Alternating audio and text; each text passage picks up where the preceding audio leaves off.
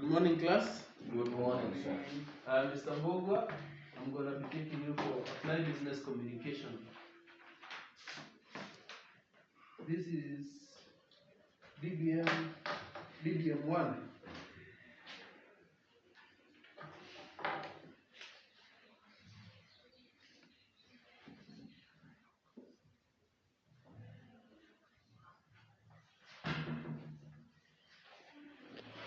Anybody sitting next to a window, please open for proper aeration.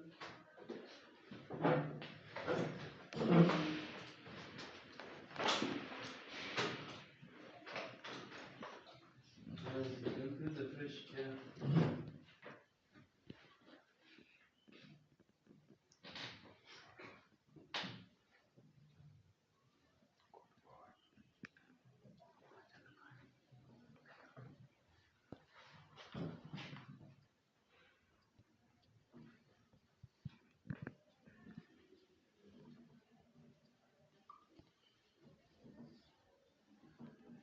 If you are taking notes, I want you to write these learning outcomes. By the end of the lesson, I will be able to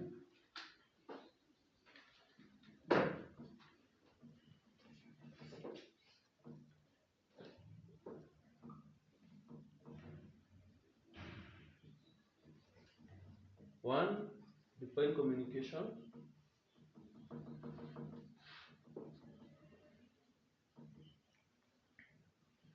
And the second one, to list key components of communication.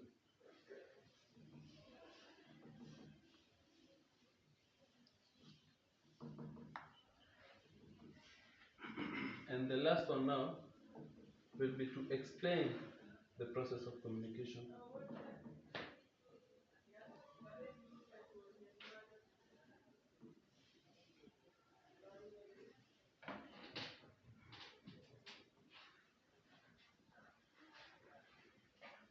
So, through link page here, I want you to define communication. Come up with a general definition of communication. I want to hear you discussing with your friend.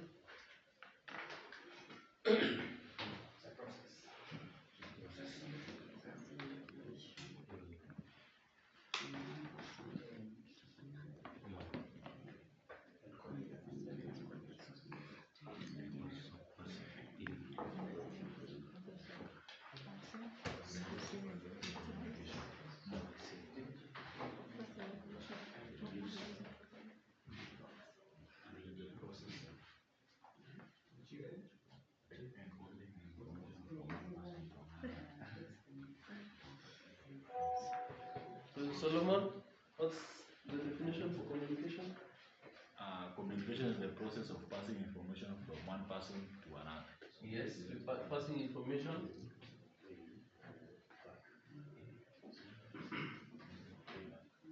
Mr. Yugi?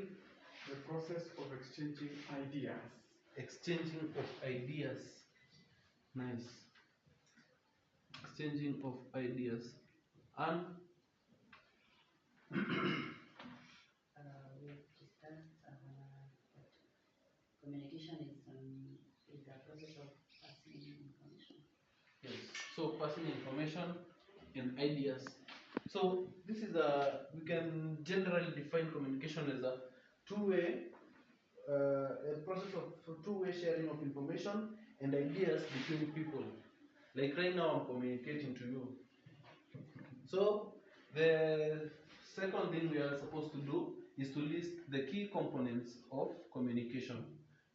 So in groups of 3, now give me the key components of communication.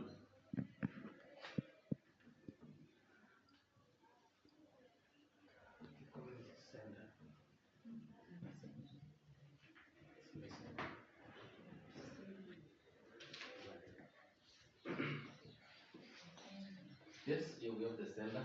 yes, we have the sender as the first one. The second one, The message. we have the message. Brilliant. Another one, Receiver. yes, we have the receiver.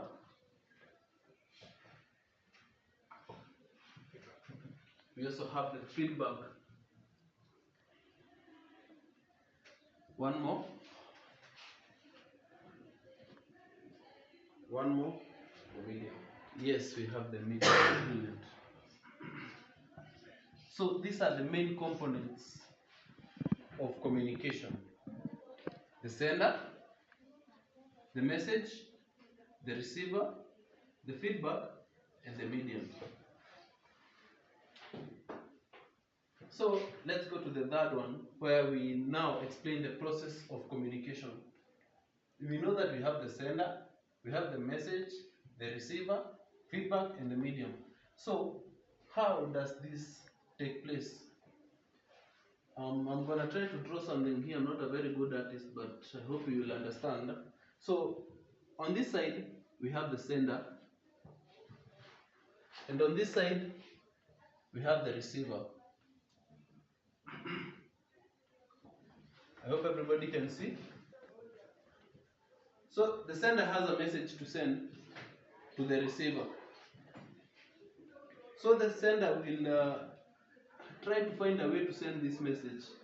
The way that he will use, we call this the medium. Okay? Then after the receiver receives the message, the receiver will give feedback.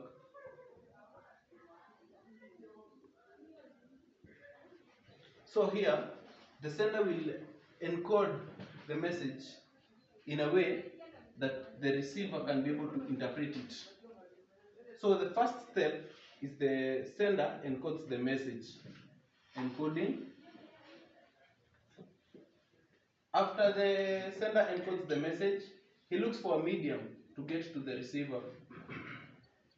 Then once the receiver receives the message, if he is able to interpret it, we call this decoding. If he is able to decode, that means he understands the message that is being sent. After decoding, he gives back feedback to the sender. And when all these steps have taken place, Excuse me, sir. yes, I am not able to get the whole percent. Can you kindly elaborate the percent? okay.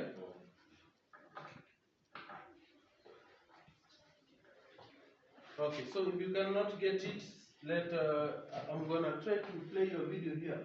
Maybe it will help your understanding better. So everybody pay attention to the video here. The sender is the individual, group, or organization that needs or wants to share information with some other individual, group, or organization. The receiver is the individual, group, or organization for which the information is intended. The message is the information that the sender needs or wants to share with other people. A message is clear when it contains information that is easily interpreted or understood. Once the sender has decided what the message is, the next step in the process is encoding, translating the message into symbols or language that the receiver understands. Once a message is encoded, it is transmitted to the receiver. The medium is the method through which an encoded message is transmitted to a receiver. Just as senders have to translate their ideas or messages into a form that can be to the receiver, receivers have to make sense of the messages they receive. Decoding is interpreting or trying to make sense of a sender's message. After decoding the message, the receiver has to respond to it and start the feedback loop. The receiver must first decide what message to pass on to the original sender. If receiver properly interpreted the initial message and common understanding has been reached, the communication process is complete. So Mr. Obura? Yes, now I'm able to understand. I've understood the process. Yeah, that's okay. So anybody with a question? Okay. So being there that there are no questions, I'm gonna give you an assignment. You're supposed to read and make notes. Read and make notes on modes of communication.